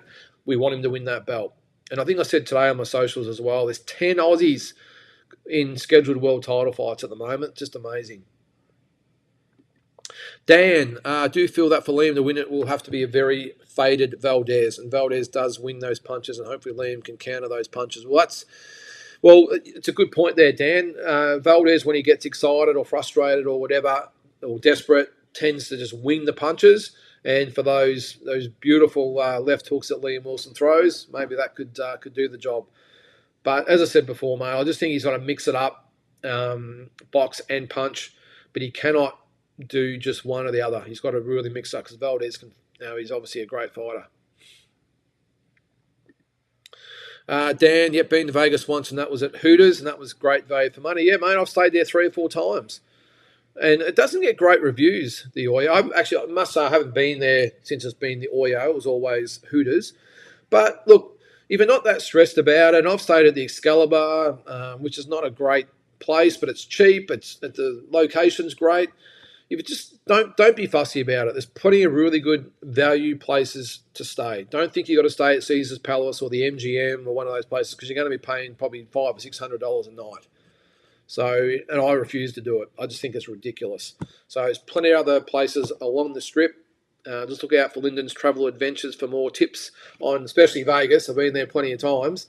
But yeah, there's plenty of options there. And if you're not scared of, staying in just an okay place, then there's plenty of good options out there that are in good locations.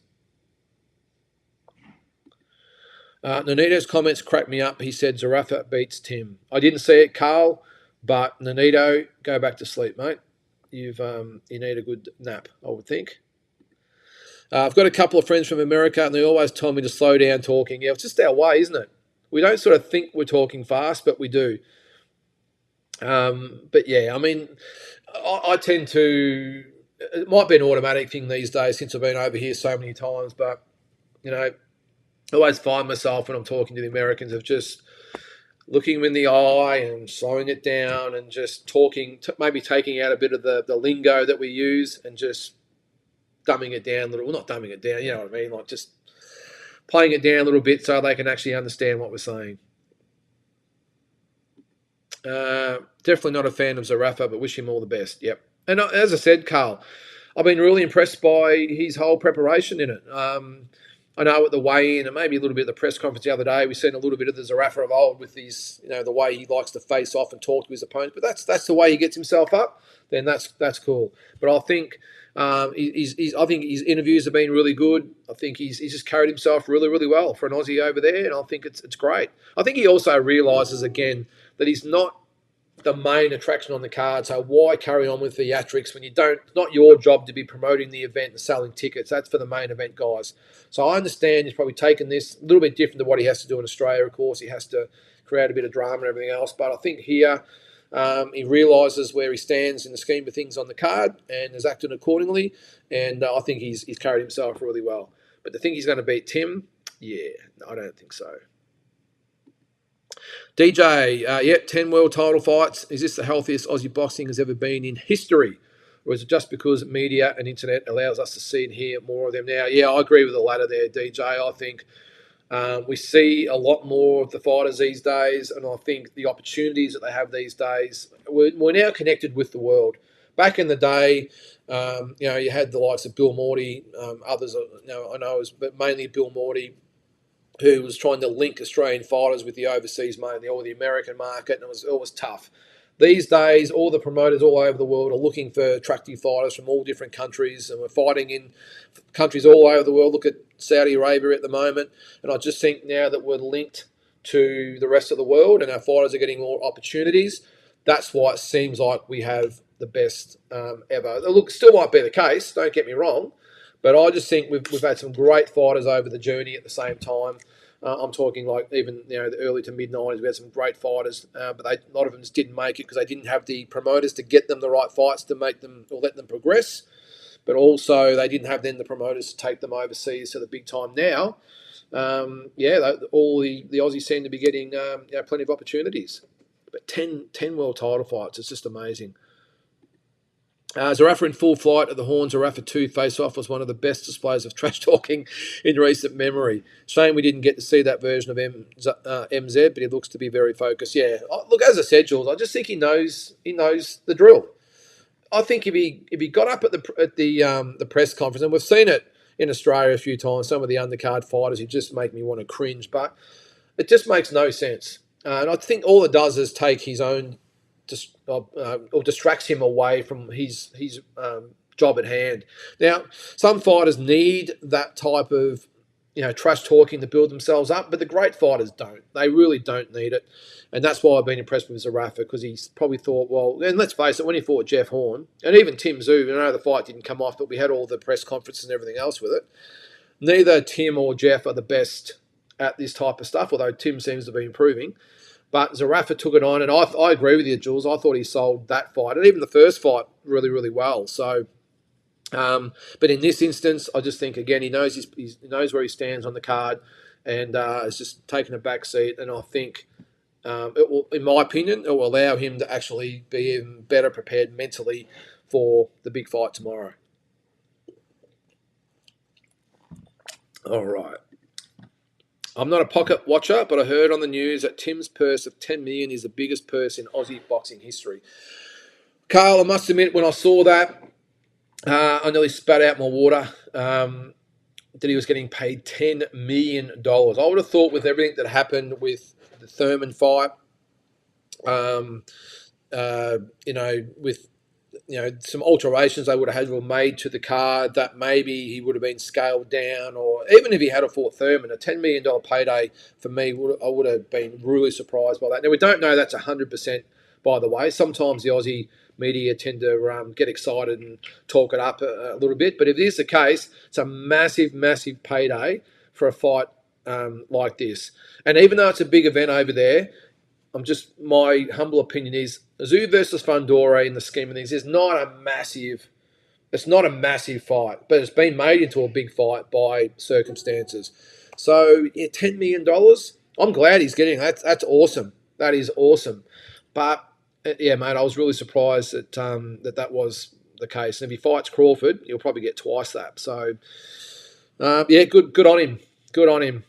When's the last time an Aussie fighter got paid these types of purses? Probably never, ever in the history of Aussie boxing, even the great fighters we've had. I know it's different these days with the amount of money on offer, but no doubt will go down as the highest paid Aussie fighter of all time, surpassing his dad, Jeff Fennick, all of them. So there's Ed Woodson. How are you, mate? A little bit more time friendly for you over here, isn't it, at the moment? Normally it's late at night for you or early morning. What is it, 20 past 5 in the evening where I am here. I'm not sure where you are, but yeah, I'm sure it's a lot better time slot for you. Shane, I'm unsure about Tim becoming more comfortable with the media. Seems to be doing a heck of a lot of interviews. The team is the best, so got to trust them, but I'm hoping that overconfidence doesn't creep in. Yeah, look, it's always a danger, Shane, and you can love the newfound attention so much that you do too much. Glenn Jennings, if it had been anyone else except him, I would probably subscribe to that, but Glenn is so experienced in that field. I'm sure he would not be letting Tim do more than what he was comfortable with. But look, it's hard. Look, I did see a little bit on the socials that they're trying to get Tim away from the open workouts to back to his room or wherever he was going. And Glenn was trying to get him to come along, and there was probably 20 people all lining up for photos and that sort of stuff. And Glenn's trying to say, hey, we've got to go. But Tim, to his credit, stopped and took every single photo, and that's cool. But I must admit, Shane, I'm probably a little bit surprised at this stage that he's still doing so many interviews. But if you have a look at them, they're not long interviews. A lot of them are just quick, 1 or 2 minute type of interviews. But I must admit, if I was him at this stage, I'd be saying, hey, guys, I've said enough. I mean, how many times can I answer the same question and give the same comments? So, and Tim's not one that has long answers anyway. But I suppose it's just each fighter to their own, Shane. But as I said, with Glenn Jennings around, you can rest assured that he wouldn't be doing anything that he didn't want to do. All right, I'm just going to get the comments again. Hang on, where are we? Tends to, where are we? New comments, there we go. All right, I'll just find my way. All right. One of Zarafa's eyes looked cut and looked ready to be opened up. Did you notice that? Jeez, Dan? Was it you that noticed about Liam, or was it one of them anyway? Some pretty perceptive viewers out there, I will say. No, I didn't. I didn't notice that, Dan. I would think, to be honest with you, I think even if he had a slight little cut, if it's not in a really bad situation, I think obviously he'll get examined by the doctor before he fights. But I would think that even if there was a nick there and there was the prospect of it being open, and if it was in a spot where it's not really going to go into his eye, or even if it was, I think he'd fight anyway. I think there's been so many delays in this fight. Michael Zarafa hasn't fought for, nearly 18 months, 17, 18 months, whatever it has been. So I think this is a world title fight that may never come again. So I've got no dramas. If that is the case, Dan, I would have no dramas if I was Michael or his team to say, hey, we just got to go for this. If it opens up, it opens up. And they can come up with all little tricks of the trade to disguise it, Dan. Obviously, they can't get it past you, but they can do little things to get it through. I did see Paulo Malignaggi say the other day that he got cut in one of his training camps, and they glued it up They put makeup on it just to get through at the weigh-in, so no one would notice it, and his opponent would notice it. The doctor would obviously notice it, but they would have looked at it and went, "No, it's just on here, so it's going to go down the side." So, but that's a really good perception, mate. I didn't know that. Jules, talking trash and promoting the event takes a lot of energy. Better used elsewhere. Yep. Yeah. Look, as I said, mate. Like in the past, Michaels or Rafters had to do it. Other fighters have done it as well to try and carry the car. We saw poor old Mark Sleeves do it against Sam Goodman, because if he hadn't have done that, then geez, it would have been worse than what it was. Excuse me. So, as I said, mate, I just think it's a good decision by Michael and his camp just to lay low and don't worry about all that sort of stuff, because whether they trash talked or not, no one was going to buy the fight that maybe wasn't going to buy it before. So why waste your time? And Lara's not the type of guy either that would engage in that with him either. I wouldn't have thought. I know they had a little bit to say at the weigh-in, but yeah, I think you got to pick your targets and your times to do it. And I thought, as I said again, I think he's handled himself very, very well during the whole lead up. Is the Rafa and Wilson win? We'll have 5 current world champs, not including the ladies. Well, that is amazing. Have we got world champ in the ladies? We don't, I think, at the moment, do we? I don't think we do. So Ebony's been beaten. Shanika's been beaten, although she's fighting for another one. We might have one next weekend, Carl, with Sky Nicholson. And I tried my best to get my flight delayed by a day. And they were going to pretty much charge me half the fare that I paid originally, just to put it back a day, if you can believe that. Just rip-off bastard. Don't get me started on the airlines either, guys. Can you believe that? Same flight, just 24 hours later, and they said, no, we're going to have to charge you this, which was half the amount for 1 day. So anyway, but that's good, Carl. 5. So who are they? So we've got Jason Maloney, Tim Zhu, of course. Sir Rafa and Wilson, of course. So that's 4. And Jai. Or is Jai's not the champion, though, is he? Is he the 5th one? So, anyway. But, yeah, I get your point there, Carl. Amazon Prime, PBC, No Limit. Need to thank Bud and Spence for coming out of the woodwork. Tim versus Fundora now promoting itself. Really good point, DJ. I was actually thinking that myself yesterday. They would have been rubbing their hands together thinking, how good is this? We've got Terence Crawford a week or two ago said, I'm going to enact my right to be the number 1 challenger of WBO. So, of course, that's headline news everywhere. Then you've got Errol Spence saying, I'm coming to Vegas, I want the winner. And now that's gone everywhere. So much has gone right in the end for this promotion. For an event a week and a half ago that looked like it might have been cancelled, all of a sudden the whole boxing world's talking about it. All the YouTube channels are talking about it, social media, of course. And more importantly, the big fighters are talking about it. And when they talk, then the American YouTubers, whatever it is, mainstream TV, everything are all talking about this fight. So it's amazing how circumstances can change, and all of a sudden it's glass half empty becomes glass half full. So I think it's awesome. There's Andy in the chat. How are you, Andy? Give us some comments or questions on your thoughts about the fight tonight, mate. Greg, loving the updates. Thanks for taking us along for the ride. Looking forward to a great weekend of boxing. Enjoy your time over there. Thanks very much, Greg. I really appreciate it, mate. I know I'm not the best YouTuber out there, but I just sort of try and put it all together. And as I said, this time I haven't done the daily ones because it'd be a little bit boring. So I'll probably do 2, 3, maybe 4 videos in total for the whole trip. But no, I appreciate that, mate. And hopefully it gives a little bit of an insight of what goes on over here in the big fights over in the States. Let's go Liam Wilson and Mick Zarafa. Yep, you said it there, mate. What's that there? Sup Bala. That's Carl. Axie Man, how you going there, mate? I see Errol Spence is keen to fight Tim if he wins against Fundora. Yep, just stand in line, Errol, because you've got to get behind Terence Crawford. Yep. And who knows who else. I keep saying it, but 12 months in boxing can flip a script so easy, mate. You're 100% right. 12 months ago, the American boxing scene knew of Tim Zhu, but it was just that guy from Australia. He's just that, he's Costa's son in Australia. Okay. 12 months on, and all of a sudden he's one of the hottest names in world boxing, if you can believe that. It's just amazing. And credit to him and his team and everyone else. But to think that 12 months ago, as I said, the American public would have been, that guy from Australia.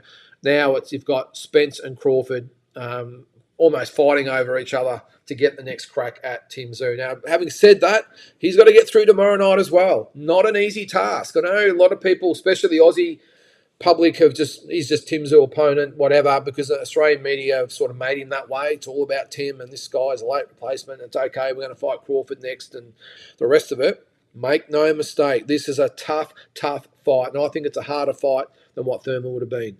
He's tall, he's rangy, he can punch. He's probably his biggest issue is, surprisingly, he's not a great boxer. Being 6'5" or 6'6", whatever it is, and the reach that he has and everything else, for some reason he likes to stand and fight. And if he does that against Tim Tszyu tomorrow night or Sunday morning, whatever it is over there, he's going to get knocked out. It's as simple as that. If he fights Tim the way he fought Mendoza, he's going to get the same result.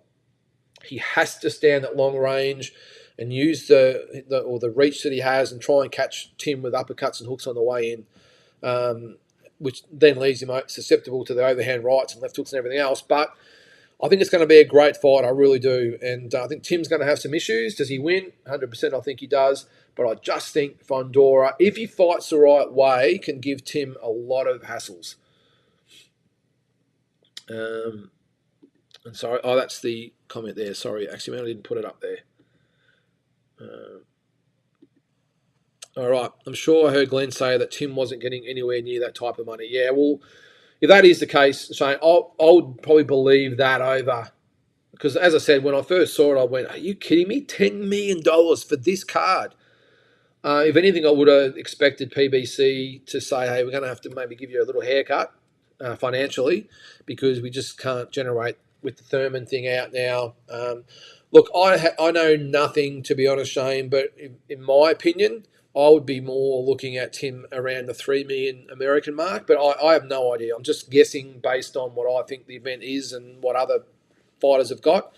And not to mention, there's a full card of fights that all have to be paid. There's 4 title fights on this card, or is there 4 world title fights and an interim world title fight? So 5 title fights on the card. Everyone's got to get paid. I've got to say that I have a suspicion that Rowley and Isaac will probably be getting paid okay. They might get, Rowley might get 1.5 and Isaac might get, or Isaac, whatever they call him, might get 1. I've got a feeling the likes of Erizan Lara and Zarafa would be, in the 3, 4, maybe 500,000 mark. If that, I would be surprised if maybe even Michael was only getting about 250, 300 American. But still a great payday for him, don't get me wrong. But the card's got to be paid for. The pay-per-views, from all accounts, aren't going to be massive, but we'll see. And there's only so much money to go around. But yeah, as I said, Shane, I wouldn't be surprised if it was more like 3 for Tim and maybe 2 for Fundora. I don't know. But I'm just guessing, by the way. I don't know anything about it. I'm just, as I said, guessing. Did you hear what Tim said to Fundora when facing off at the press conference? Apparently, Fundora spotted eating pizza and burgers. I didn't hear that, Jules. No, I didn't. I saw some vision of it, but I didn't see or hear the close up. That's interesting if that's the case. Maybe you should go down the wild. Wouldn't that be just crazy if you got someone the size of Fundora eating pizza and burgers? That's nuts. I'm not sure that. Maybe did he maybe say that maybe you should have eaten some burgers and pizzas to beef up a little bit, Jules? I don't know, but if that's the case, that's pretty crazy. Andy, Tim being PBC's visitor needs to KO PBC's house fighter Fundora to leave it undeniable and out of judges' hands, in my opinion, just a safety precaution. Well, who is the A side and who's the B side? PBC, of course, have got the claws into Fundora. He's one of their fighters. But on the other hand, PBC will be looking at the big picture. They're looking, look, I think Tim versus Crawford is a hell of a lot bigger than what Crawford versus Fundora would be. Tim intrigues a lot of Americans. You look at a lot of the Americans and hear them talk and the way they interact with him and everything. They're intrigued by Tim. I don't think Fundora has that. And the fact that PBC would see the Australian market as being massive as far as getting behind the Crawford fight as well, whether it be in person or pay-per-views, a lot bigger fight than what Crawford Fundora would be. So do they see? Look, I would think in this instance PBC would have options on Tim. So I don't sort of see Tim being just the visitor. I would think in this whole thing they would have options on Tim after this fight, if he wins, that they would then control Tim versus Crawford or Tim versus Spence or wherever it might be. So he's technically the visitor, but he's still the A side of the promotion when you look at it. So I don't think it's going to be a massive thing with the judges. I wouldn't have thought. I think if Tim wins, Tim wins. So anyway, we'll see. Keep going down the comments there. I'll just have a quick drink as we're going. What was with Glenn on the Boxing Voice saying Tim will drop the belt? Tim then said in an interview that he's not dropping a belt. Don't know, Carl, I didn't see that, mate. There's been that many interviews this week. Poor old Glenn's probably sick of him. He's probably as sick of him as what Tim is. I don't know. I don't see why they would drop the belt. I just don't see the sense in it, to be honest, mate. What possible benefit would that do to drop one of the belts? Don't know. Unless, of course, if Crawford comes up, he becomes a WBO #1, which, of course, he said he wants to do. And the WBC maybe said, well, we want you to fight someone else. He might decide to forego the WBC belt so he can fight Crawford. I don't know. What's that there? Fondora has the weight cutting cheat code, mate. We must do something right there, shouldn't he? Is this crazy? All right. That Leonard Allaby gets on my nerves. I really can't stand that guy. It's like he can't stand him. Yeah, he gets on everyone's nerves, Carl. Anyone that's not sort of part of his little clique, he tends to lay the boots in a little bit. And I'm not a fan of his. I actually met him once, and I thought he was a bit of a dick. He didn't really give us much, but I know he probably gets approached a lot. But yeah, I don't like him either, Carl. I'm not a massive fan at all. I just think he rubbishes anyone that's not part of his stable, and I just think it's bullshit. Carl, I don't watch the ladies, so I've got no idea. Jai is still the ring champ. Okay, so we're counting him as a world champion. Of course he's the world champion. The IBF sort of took his, well, they did take the belt off, and now they're putting it back up. So in my opinion, and I'm sure yours as well, he's still the champion. They should have just given the belt back to him. It shouldn't be for the vacant belt. It should have been, our mistake. Here, Jai, have your belt back. We need to start an airline, guys. No wheels on baggage. Everyone carry their own bag. Free flight reschedules. Yeah. I'm not that hard to please, Jules. I mean, sometimes it's just, people just forget the etiquette, the day-to-day etiquette they have in normal life. They forget it when they get on planes. I don't know. I don't understand it. But Jules, you tell me, is standing right on the carousel good in your eyes? Have some common sense, these people. Surely they look around sometimes and go, geez, there's people behind me. Maybe I might just take a step back. And if I'm right on the carousel, does that make it come any quicker? Anyway, Jules, I think you baiting me out there. I think you are. What else did you say there? No wheels on back. Yeah, well, that should be the rules. If it's got wheels, check it. And free flight reschedules. Yes, well, that's a given. Don't give Ellaby your energy. He's not CEO anymore. He's like a boxing groupie. Yeah, well, good point, DJ. He hasn't really got much relevance anymore. I don't know his actual position, Carl, if he's got any, to be honest. I think he's just Mayweather's little bitch, and Mayweather has obviously some things with PBC, or he has, so that's what I think anyway. Errol needs a tune-up or two before he barks up the big dogs. Yeah, I was surprised that he called Tim out there, Carl. Maybe he's just feeling good today and thought he'd put it out there on a tweet and whatever. But no, he's not getting Tim next, I wouldn't have thought. And look, although you never know. You never know. I think, look, for me, the Terence Crawford fight is next. And I think it happens July or August, in my opinion. I think Tim gets past tomorrow night. March the 30th over here. So if he fought maybe late July, early August, that gives him 4 to 4.5 months break. That's more than enough time for Tim, and that'll be about 12 months since Crawford has fought, which probably suits his sort of schedule as well. So DJ Carl, his Mayweather promotion, so he's there. Oh, Kermel, yeah, he's on the undercard tomorrow night, is he? or tonight? Tomorrow night. Yeah, tomorrow night. Yes, good call there, DJ. Good young kid too. I saw him fight as an amateur about 18 months ago. We were in Vegas for one. I think it might have been Canelo and Golovkin. We went to the Box Expo and they had an amateur show on. He fought. Super talented kid. What's that? Although rumours have Mayweather and PBC in business together. Yeah, well, that would probably make sense.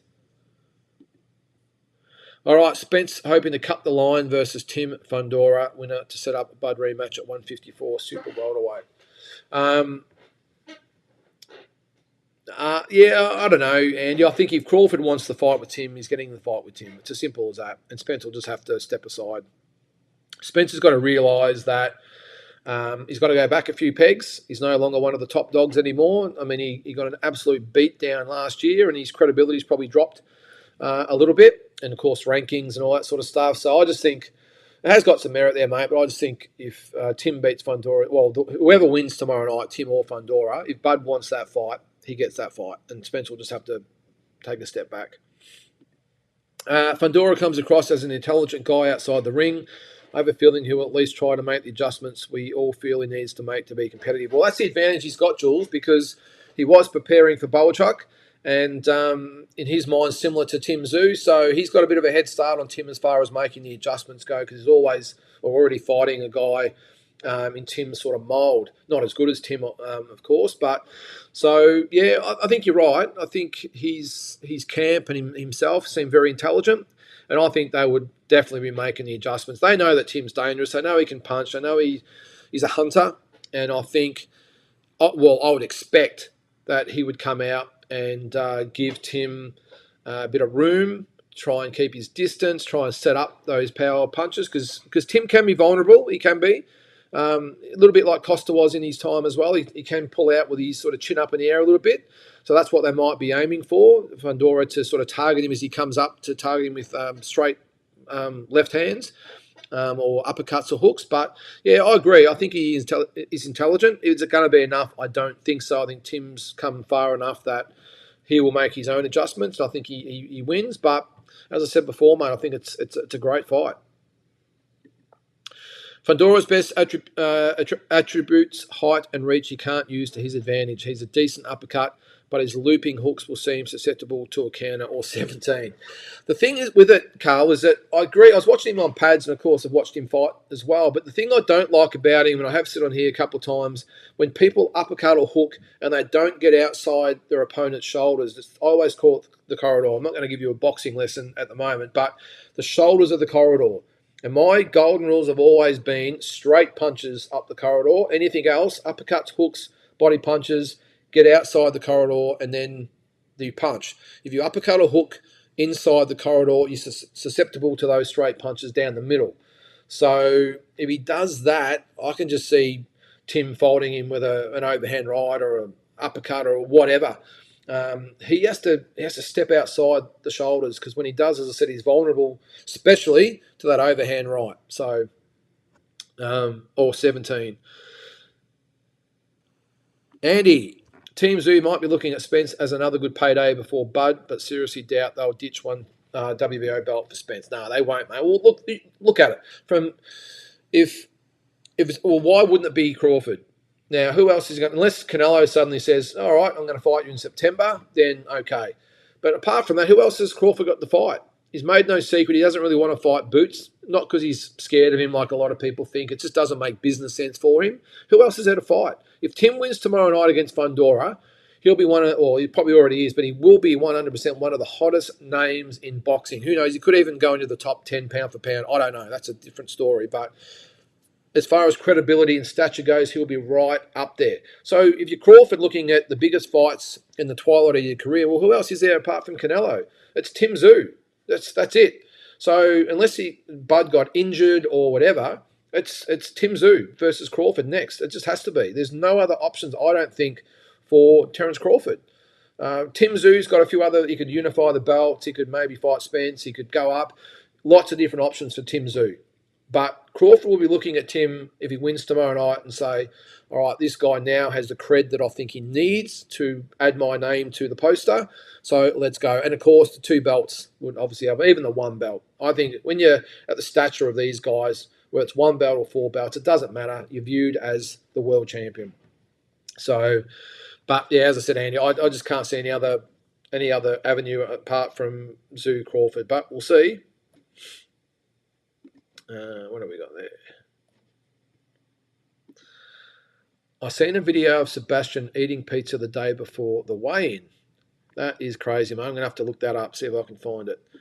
The Mexicans love him too. That's Fundora. Yeah, well, he is Mexican heritage, isn't he? So, so Tim's advantage that he had over Thurman, having all the Mexicans involved, might have gone out the window. But no, look, I think Mexican fans, they love their fighters, but they love fighters that come to fight. And Tim Tszyu does that. So I don't think it'll be sort of one way or the other.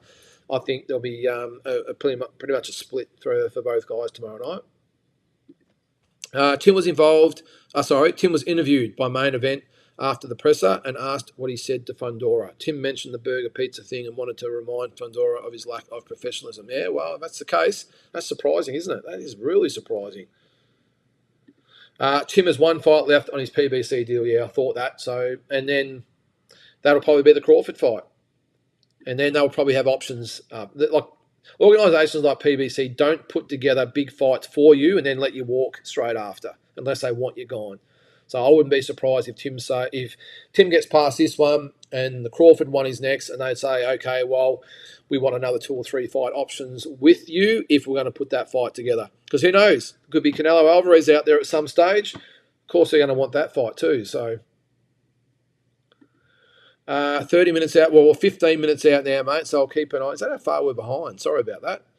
Yeah, we've got 15 minutes, guys, and then we're out. The telecast will start, and then I'm going to head off to the fights. All right. I read that there's a rematch clause if Tim loses to Fundora. Apparently, it's only if Tim loses, though, and not if he wins. Yep, it is, mate. He's definitely got the rematch clause, and I know there's a bit said about that, but it's just, again, good business.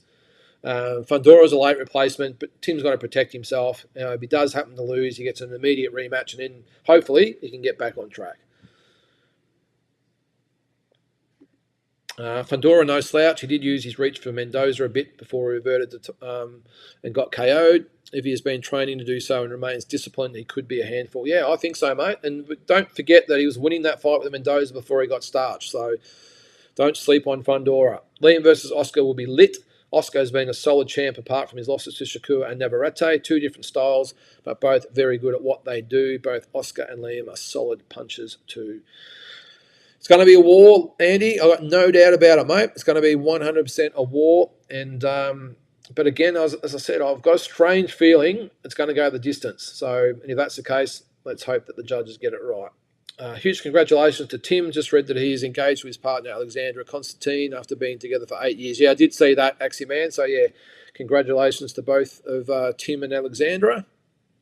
I'm a big Spence fan, says Jules, but don't want to see him fight again after his beating by Crawford. He just didn't seem right before or after. And when we consider the car crashes and brain injury, I 100% agree, Jules. I think it would have been better for him to retire. I know fighters are... they're very big with the ego, but, yeah, I'm sorry. I just think he doesn't look right. He doesn't sound right, and that beating from Crawford mentally is not going to be great. Look, worst case, Jules, maybe they could line him up maybe, again, for one of the welterweight titles if Crawford vacates all of them, maybe a softer approach. I'd probably stay away from Boots Ennis. But there might be a lesser likely could fight to win a world title and then maybe call it a day. But unfortunately, I don't think that's going to be the case, mate. But you can only hope. From a selfish point of view, it might be a perfect time for Tim to fight Spence, particularly for money. Yeah, it does make sense, DJ. But as I said, mate, I just cannot see any way that it's not Tim versus Crawford next if he beats Fundora tomorrow night. It just makes sense. As I said, who does Crawford fight? There's no one left to fight for him apart from Canelo. He doesn't want to fight anyone else. But what he does want is obviously more belts. If he goes up to 154 to fight Tim, 2 belts on the line, even if it's only 1, it's still a 4th belt in a 4th division. And that might, in his eyes, might be the next step towards getting that Canelo Alvarez fight. Because without Tim, I just don't see who he fights. It's going to get him excited. I really don't. Charlo's out of the picture. Spence doesn't like it's going to happen. So who else does he fight? No way in the world is Errol coming back against him yet. I agree, mate. Errol needs to get acclimatised to 154. Bigger gloves, harder punches. Yeah, don't know if it's a matter of getting acclimatised, Carl, because I mean he probably walks around so much heavier than that. The rumours are he gets close to 200, so he drains down. So I don't think it's going to be a big thing acclimatising the 154. It's just does he deserve the fight? Is he ready for the fight? I just don't think so. And more importantly, is he even in line for the fight? Tim said he'd fight him, but I think Tim's got his eyes firmly on Crawford. I think Crawford's got him in his sights, and I just think that's the fight that will get made. From a pro-Tim perspective, perfect time, but jumping up in weight, age, etc. Sometimes fighters need to be saved from themselves. Someone needs to save Errol from Tim. Yep, and not just Tim, anyone else, Jules. I just don't want to see him fight anymore. He's been a great champion. I know that loss would have been tough for him to take, but just be done with it and retire. Or get a soft win and then retire. But again, mate, I just don't think it's going to happen. I think we'll see him back and getting knocked down again. GJ says, I have no interest, Jules, in seeing Spence risk his health. Yep, 100%, mate. Jules, jumping off now. We'll let you get to it, Lyndon. All the best to everyone today and tomorrow. Thanks, Jules. Really appreciate it, mate. Have fun watching the fights. And if you've got time later, jump back on and we can have a bit of a chat about it. We'll see how we go anyway. It might be half an hour. It might be an hour. It might be 2 hours the way we're going here. But either way, we might, an hour or so after the fight, we might jump on and have a bit of a chat. So if you've got time, jump back on.